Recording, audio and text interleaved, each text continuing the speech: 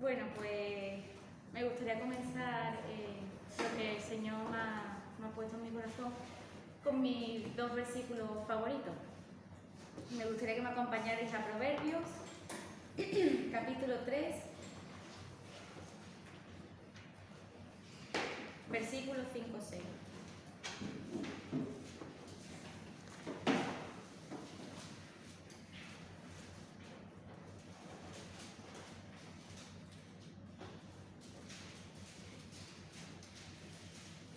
Y dice así: fíate de Jehová de todo tu corazón y no te apoyes en tu propia prudencia. Reconócelo en todos tus caminos y Él enderezará tus veredas. ¿Por qué quiero empezar con este versículo? Porque muchas veces somos tan autosuficientes y nos creemos tan que nosotros podemos y que estamos al control de todo, que nos olvidamos del Señor. Y no nos podemos olvidar de que nuestra prudencia es engañosa. Y aquí lo dice claramente: fíate del Señor de todo tu corazón, porque Él es el que va a enderezar tus caminos. Tú no puedes enderezar tus caminos. El que sabe el presente, pasado y futuro es Él. No lo sabes tú. Tú sabes lo que hay a tu alcance, pero no sabes lo que hay más allá. Entonces, con esta breve introducción, acompañadme a Génesis, capítulo 12.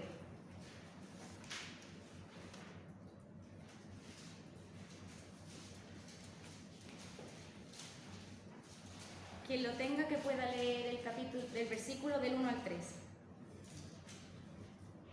Pero Jehová había dicho a Abraham: vete de tu tierra y de tu parentela y de la casa de tu padre a la tierra que te mostraré. Y haré de ti una nación grande y te bendeciré, y engrandeceré tu nombre, y serás bendición. Bendeciré a los que te bendijeren, y a los que te maldijeren maldeciré, y serán benditas en ti todas las familias de la tierra. Vemos que aquí está Abraham con el Señor hablando, y el Señor le da una promesa preciosa. Es que le dice lo que va a hacer. Que yo leyendo esto digo: Señor, si tú también me dijeras lo que va a hacer y lo que va a hacer el siguiente, también tal vez a lo mejor confiaría. No me confiaría, sino que a lo mejor no me pondría tan nerviosa, no me basaría en mi propia prudencia. Y quiero resaltar de esta promesa los verbos: mostraré, haré, serás, bendeciré, maldeciré y serán. El Señor usa el futuro, pero lo está afirmando: yo lo voy a hacer. Cuando yo uso el futuro, yo digo: creo que mañana iré al supermercado. Si Dios quiere, me compraré esa blusa. Pero yo no puedo afirmar: yo mañana voy al supermercado, porque no sé si voy a hacerlo. De hecho, muchas veces yo me levanto y digo: Señor, mañana, digo, voy a salir a andar, digo, después me voy a poner a estudiar, y después no he hecho nada de eso. Y después digo: Señor, hay que ver, al final no he hecho nada de lo que te dije anoche. Yo no puedo afirmar algo que no sé si va a suceder, pero Dios sí, y se lo dijo a Abraham: yo voy a bendecirte, voy a maldecir a los que te maldicen, te mostraré la tierra en la que tienes que estar, voy a hacer de ti una nación grande. Entonces Abraham estaba su ancha: oh, Señor, gracias. Y quiero que ahora que leamos, quien lo tenga, el versículo del 7 al 8. Y apareció Jehová a Abraham y le dijo: a tu descendencia daré esta tierra. Y edificó allí un altar a Jehová, quien le había aparecido. Luego se pasó de allí a un monte al oriente de Betel y plantó su tienda, teniendo a Betel al occidente y a Jai al oriente. Y edificó allí altar a Jehová, e invocó el nombre de Jehová. Después de la promesa que el Señor le había dado, que pedazo de promesa, lo mínimo que podía hacer era un altar. Bueno, hizo dos. Se portó Abraham. Y quiso adorar al Señor por la promesa tan segura, por la seguridad que tenía en él, en el Señor. Señor, muchas gracias, de verdad, y quiero invocar tu nombre, quiero alabarte, quiero bendecirte. Gracias por todo lo que me vas a dar y por lo que me has dado, porque si vemos en el versículo 5, tomó pues Abraham a Sarai su mujer y a Lot, hijo de su hermano, y todos sus bienes que habían ganado y las personas que habían adquirido en Harán. Bueno, y continúa. Y todos los bienes que el Señor le había dado. O sea, le dio una promesa y todos los bienes y las personas que van con él. Hasta aquí todo bien. Abraham está contentísimo. Pero vamos ahora al versículo 10. Hubo entonces hambre en la tierra, y descendió Abraham a Egipto para morar allá, porque era grande el hambre en la tierra. ¿Qué pasa? Llega Abraham súper contento con la promesa de Dios a Canaán. Y un hambre que había allí en aquella tierra, que no es el hambre de hoy en día. Hoy en día más o menos lo podemos solventar. Allí, si no había sustento de la tierra, los animales no comían. Si no comían los animales, no había comida para los seres humanos. O sea, el hambre en aquella época era peligrosa. ¿Y qué hizo Abraham? Está bien preocuparse. Y estuvo bien que Abraham se preocupara por el hambre de aquella zona. ¿Qué es lo que hizo mal Abraham? Que se basó en su propia prudencia. Se creyó autosuficiente y cambió la voluntad de Dios. Básicamente lo que dijo el Señor, creo que con esto no contábamos tú y yo. Tu promesa es estupenda, pero con esto no contábamos tú y yo. Y eso nos pasa muchas veces a nosotros en nuestra vida. El Señor nos da un montón de promesas en la Biblia. Lo que pasa es que las vemos para un futuro lejano, pero no creemos en las promesas para el presente. A mí me ha pasado. Cuando dice el Señor suplirá toda necesidad, digo, ¡ay, qué bien el Señor! Y ya me imagino una casa, mi familia, pero a lo mejor cuando necesito algo corriendo para mañana, no creo muchas veces que Dios pueda suplir esa necesidad que yo tengo. Y eso nos ocurre. Creemos las promesas para un futuro lejano, pero no las creemos para el presente. Y Dios está tanto en el presente como en el futuro. ¿Qué le pasó a Abraham? Que se centró en el hambre que había. Y cuando tú te centras en las circunstancias en las que tú estás y te olvidas de la soberanía de Dios, lo que es tu fe y todos los altares que tú has hecho cambian a temor y empiezan a ser miedo. Cuando tú te olvidas de la soberanía de Dios y te empiezas a fijar en las circunstancias, lo que era el gigante de la fe se hace chiquitito y la montaña que tenías adelante se hace más grande. ¿Por qué de nuevo he querido comenzar con el versículo de Proverbios 3, 5 y 6? Porque es lo que nos ocurre cuando nos basamos en nuestra propia prudencia, nos estamos olvidando de Dios, nos estamos basando en nosotros. La carga y el control recaen sobre nosotros, no recaen sobre Dios. Y por eso el proverbio dice, confía en el Señor y no confía en tu propia prudencia. Tú no tienes el control, lo tengo yo. Y a Abraham le pasó lo que le pasó. En el versículo 10 pone, descendió a Egipto. Y podemos pensar, bueno, yo lo digo de pensar porque yo lo he pensado haciendo el estudio y digo, bueno, a lo mejor también era la voluntad del Señor que fuera a Egipto. No era la voluntad del Señor cuando le dijo, te mostraré, además es muy interesante porque dice en el versículo 1, te mostraré la tierra en la que has de estar. Y después, más adelante, pone, a tu descendencia daré esta tierra. El Señor le dijo Canaán, no le dijo que tú no Dios. El Señor le dijo Canaán y su hambruna. No te dijo, yo sé que Canaán está con hambruna, así que mejor tira un poquito para Egipto y ya te aviso yo cuando tienes que ir a Canaán. El Señor no se lo dijo, el Señor claro en ese aspecto. Le dijo, ve a Canaán. Y el Señor sabía lo que había ahí, pero aún así le dijo, ve a Canaán. Porque muchas veces en nuestra vida nos hace falta un Canaán y su hambruna y no un Egipto. Y bueno, yo también lo pensaba, digo, bueno, ¿y por qué no pudo ser? Porque Canaán y su hambruna. No sabemos qué le hubiese pasado a Abraham si hubiese estado en Canaán, pero sabemos que estaría dentro de la voluntad de Dios. Y que todo, hay una frase de un predicador que dice, tú haz las cosas dentro de la voluntad de Dios y las consecuencias déjaselas a Dios. Y es verdad, que él se hubiese quedado en Canaán y con su hambruna, pero dejarle las consecuencias entonces a Dios, pero estaría dentro de la voluntad de Dios. Pero cuando él descendió a Egipto, hizo su propia voluntad. Y hay un predicador que dice, cuando empezamos a hacer nuestra voluntad y nos apartamos de la voluntad de Dios, los pasos que demos, los siguientes pasos que demos, ya no son de fiar. Y es verdad.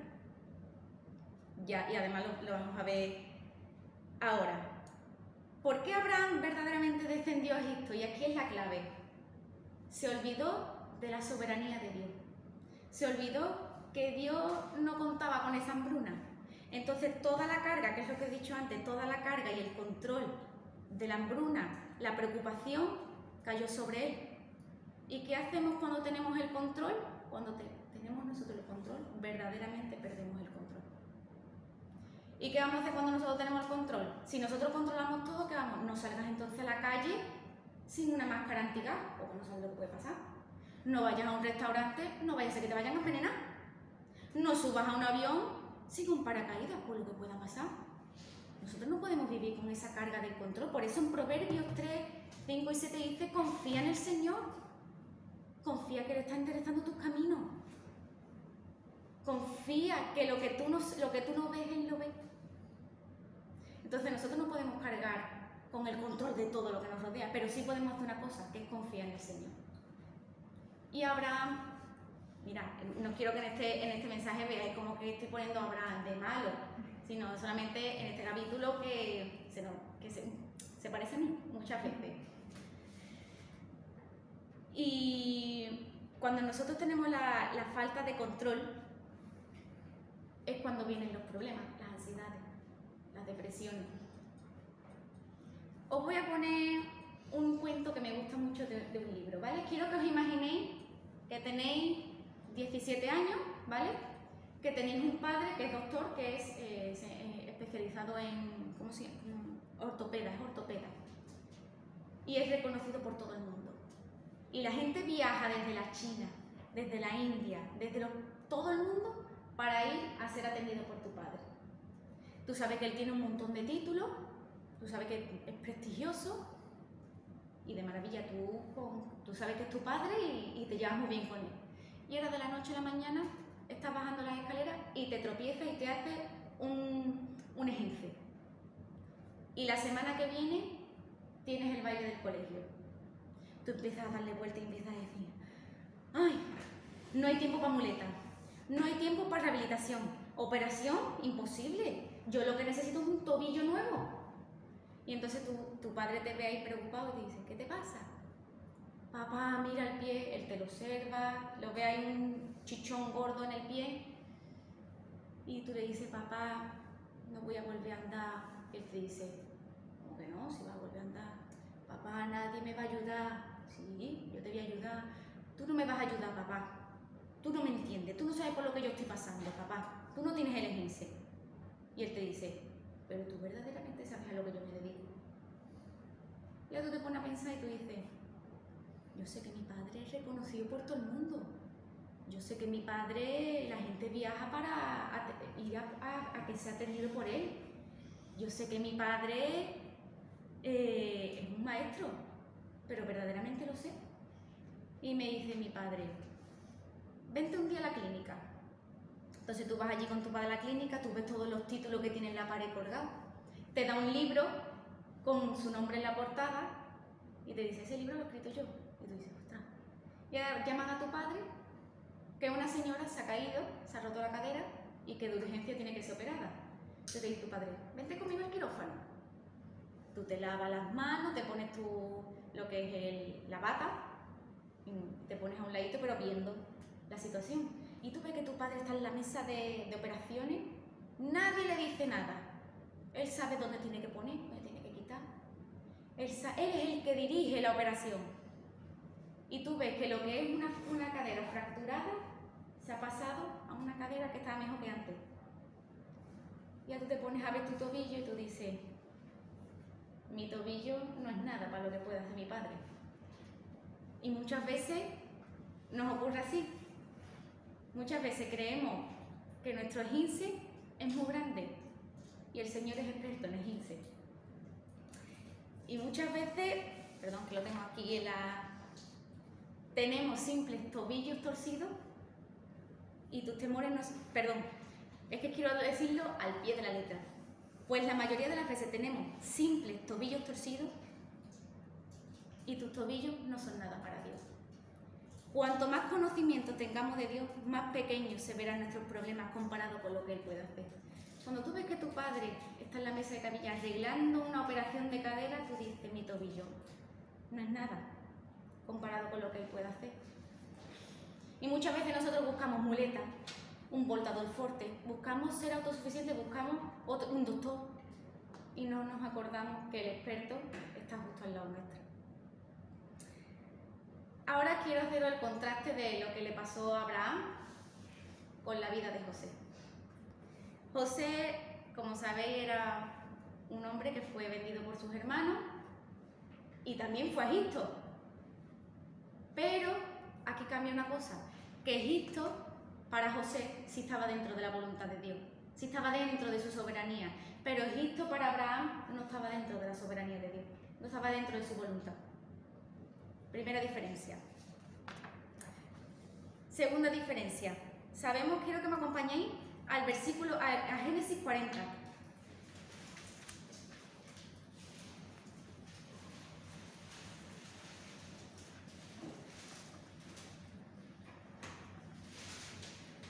¿Vale? Os pongo en situación, él estaba en la cárcel por lo que le había pasado con la mujer de Potifar, que quería tener algo con él y él salió huyendo y bueno, al final una injusticia acabó en la cárcel. Y estaba con el jefe de los panaderos y el jefe de los coperos, le interpretó a ambos los sueños, a uno le fue bien y a otro le fue mal, lo que es la interpretación del sueño. Y le dice en el versículo 14, acuérdate pues de mí cuando tengas ese bien, acuérdate pues de mí cuando tengas ese bien y te ruego que uses conmigo de misericordia y hagas mención de mí a Faraón y me saques de esta casa. Obviamente esto lo hubiese hecho cualquiera. Acuérdate de mí cuando vayas a Faraón, que yo he sido el que te ha ayudado, el que te ha interpretado el sueño. Pero ¿qué ocurre? Que en el versículo 23 dice, y el jefe de los coperos no se acordó de José, sino que lo olvidó. ¿Estaba dentro de la voluntad de Dios que el jefe de los coperos se olvidara de él? Sí. Sí estaba dentro de su voluntad y de su soberanía. Tal vez José no lo entendía, pero sí estaba dentro de su voluntad. ¿Qué pasa? Aconteció que pasados 2 años tuvo Faraón un sueño. Le parecía que estaba junto al río, bueno, y todo el sueño. A los 2 años fue cuando le ocurrió esto a Faraón. ¿Qué quiso el Señor en este momento? La cárcel, o estos 2 años, eran la preparación de José, al igual que hubiese sido Canaán y el hambre para Abraham. Pero ¿qué pasa? Que la preparación de José la aprendió por la soberanía de Dios, estando dentro de la voluntad de Dios, y Abraham entendió la soberanía de Dios por medio del error, por basarse en su autosuficiencia. También sabemos que cuando estamos dentro de la voluntad de Dios, es que el Señor tiene 2 tiempos, despacio y de repente. Esa frase me encanta cuando la leí. Despacio, 2 años y de repente. De repente Faraón tiene un sueño y el jefe de los coperos hace así. José. Yo no sé si yo me hubiese acordado, pero como estaba dentro de la soberanía de Dios, el Señor hizo que se acordara. Y rápidamente, si lo leéis en el versículo 14 del versículo 41, entonces Faraón envió, llamó a José, lo sacaron apresuradamente de la cárcel, se afeitó, mudó sus vestidos y fue a Faraón. Rápidamente le dijo lo de la interpretación del sueño y ya lo hizo segundo en la casa de Faraón, segundo al mando. Fijaros las cosas como son en la voluntad de Dios. Mientras que Abraham, no os mováis si queréis, lo leo yo, en el versículo 12, en el capítulo 12, dice, mas Jehová hirió a Faraón y a su casa con grandes plagas por causa de Sarai, mujer de Abraham. José, en la soberanía de Dios y la voluntad de Dios, le hizo no solamente bien a él, que fue segundo en la casa de Faraón al mando, sino que también le hizo bien a Faraón. Abraham, como estaba fuera de la voluntad de Dios, le hizo mal a Faraón. Por su pecado le mandó plaga. Entonces sabemos que estando en la voluntad de Dios, hasta los de nuestro alrededor se benefician. Estando fuera de la voluntad de Dios, como ya dije antes, hasta nuestros siguientes pasos son dudosos. No solamente para nosotros, sino también para el resto. Sabemos que a José lo vistieron, le felicitaron, lo hicieron segundo en la casa. Es que cambió su situación de cárcel a ser un comandante, mientras que a Abraham le dieron ofrenda, toma, para que se fuera. ¿Veis la diferencia de cuando estamos en la voluntad de Dios, cuando no estamos en la voluntad de Dios? Cuando hacemos lo que Dios nos pide y cuando nos basamos en nuestros propios pensamientos. Es que hay una diferencia muy grande, y los dos estaban en Egipto, pero uno era bajo la voluntad de Dios y otro no. Y todo lo que pasó en la tierra de Egipto, cuando estaba Abraham, no estaba bajo la voluntad de Dios, pero cuando estuvo José, sí estaba bajo la voluntad de Dios. José también tuvo miedo, al igual que Abraham, pero José se aferró al pero Dios. Acompañadme al Génesis, capítulo 50, versículo 20. Si alguien lo puede leer.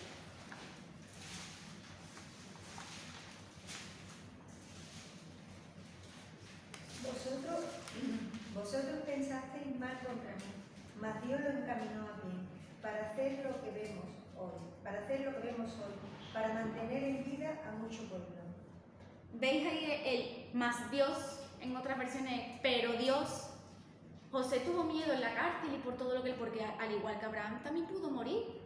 Es que se difamó el rumor de que había querido acostarse con la mujer de Potifar. Y eso en esos tiempos también era de muerte. Uno era hambruna y otro por rumores falsos, por falso testimonio.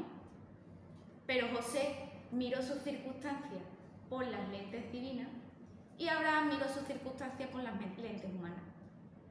Uno se dejó llevar por el miedo y decidió coger el control, y otro decidió descansar en el pero Dios, en el más Dios.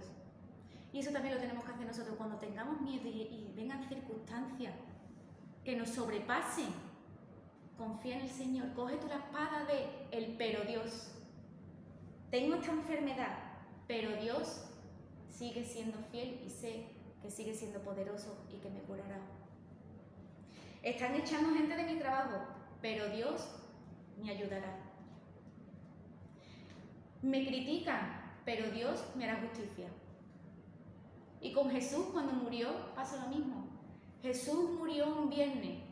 La crucifixión fue un viernes. Pero Dios hizo del domingo una celebración. Y eso es lo que quiero dejar en esta tarde, hermanos. Cuando vengan situaciones, no nos dejemos llevar por nuestro propio entendimiento. Confía en el Señor, confía en el pero Dios. Y déjale las consecuencias al Señor. Porque cuando cogemos nosotros nuestras propias riendas, es cuando los caminos empiezan a ser débiles. Pero cuando Dios está a las riendas del carro, ese carro no hay quien lo derribe. Y como el versículo que en Proverbios 3, 5, 6 os lo he traído para que os lo llevéis cada uno a vuestra casa y para que lo penséis. Así que, Conchita, si quieres pasar y lo vas pasando para allá. No sé si tenéis algo que añadir más, no lo sé, pero Muchas gracias. eso es lo que el Señor me ha puesto esta semana. A mí la verdad que me ha servido de mucha bendición porque soy una persona que me gusta tener mucho el control. Y tengo que aprender a confiar más en el Señor. Y a saber que Él es el que lleva las riendas de mi carro.